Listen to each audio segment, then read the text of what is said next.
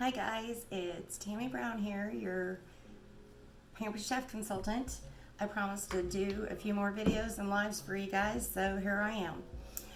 I make my own homemade yogurt a lot of times because it's cheaper than buying it in the store. It's not as thick all the time, so you do have to drain it if you want it to be thicker. And our milk right now is like 97 cents a gallon, so it's much cheaper for me to make my own. And I did have somebody ask me how you make it. First of all, you take regular milk, depending on if you're making it stovetop or if you have a yogurt maker. But I use a yogurt maker, it's so much easier. If you want, you can let your milk get to room temperature, it doesn't matter. But in the yogurt maker, I put it in a glass bowl, I put my milk in it, and then I add live cultured yogurt to it. And normally you don't do a flavored, but you can if you want to. And if you don't want to use regular yogurt, you look for the live culture starter, yogurt starter, and you do it that way. And it's super simple. Put the lid on it, and I forget it for about 24 hours. After it's done, it has to, if you're going to make it stovetop, you're going to make it in your oven or something, it does have to stay at 110 to 115 degrees at all times, Fahrenheit. And that is the way the live cultures start to turn the milk sour and make it into yogurt. I'm not a scientist, so I can't tell you exactly how it works, but I'm at least giving you a little bit of a hint there. Anyways, what I'm going to do is I do smoothies almost every day. And yogurt is really good to put in a smoothie, but I like my smoothies more real thick and like an ice cream shake. So I freeze my yogurt. So today I'm going to show you our batter, mixer and dispenser.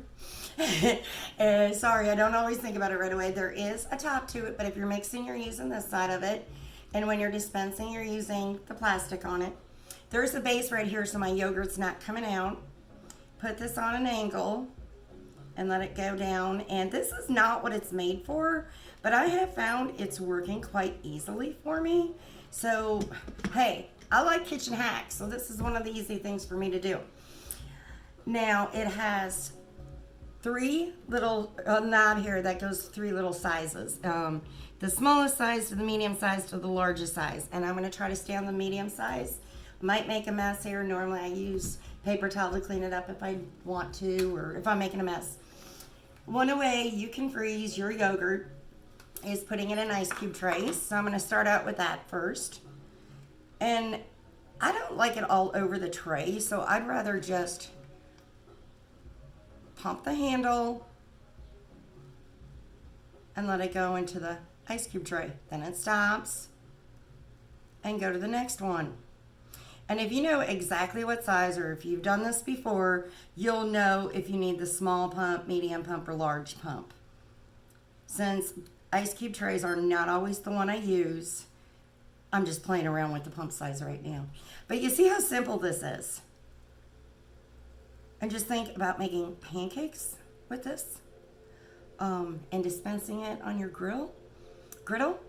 Or you can make waffle mix in here and dispense it on your waffle puff pan, which is amazing. There's so many things you can do with that.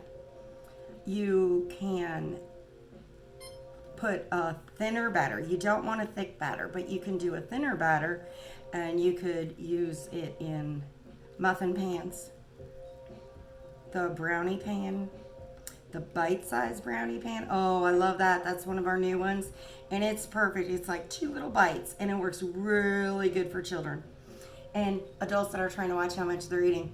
Now, the other way I normally do it, and these have been discontinued, but I love them. There are herb trays, and they've got lids for them too.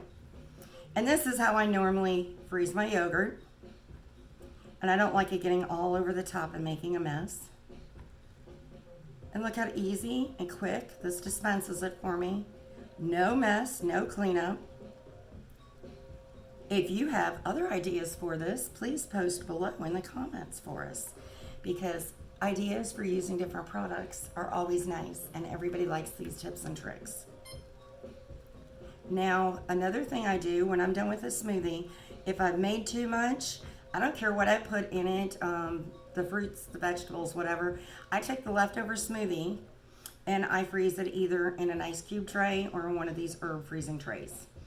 And then I have a bag in my freezer that when they're frozen, I just stick them all in a bag. And when I'm making my next smoothie, instead of putting ice cubes in it,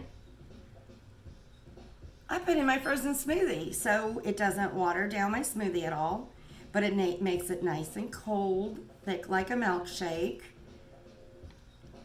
So that's another tip I'm going to give you today about doing this. And you guys see how easy this is. And if you're making pancakes or waffles, you just put the lid back on it like this so it doesn't make a mess. And there you go, super simple. Like I said, here's your little nabs for small, medium, and large, and you'll learn which ones. Just don't use a real thick batter in it, and don't put like chocolate chips in it or sprinkles or anything, because it's not gonna come out right. I just wanted to show you the freezing trays have a lid. So that is the reason why I like them the most, because then once I have the lids on them, I can put them in my freezer and stack them like that, and then they take up a lot less room than an ice cube tray does. And I use these an awful lot, and you could freeze, like I said, you could do ice cube trays. Another thing you could do is if you have bouillon, or if you've made fresh bouillon or stock, or if you have leftover gravies and stuff, you could freeze them in here in an ice cube tray, or you could put it in here and do the same thing with it. So that's a couple other ideas for you to use. Look how easy these stack. Love these. So that's just a little video I wanted to come to you and show you guys about today. If you want to learn more about yogurt making, you can look it up on YouTube, you can look it up on Google, or you can just find me in my VIP group and I'll help you there too. Have a great day, guys. Hope you enjoyed this video. Any comments, please like my videos, because that does help me on my social media groups. Any comments, anything you got, any suggestions for either one of these, let me know below so we can share them with other people. Thank you. Have a great day.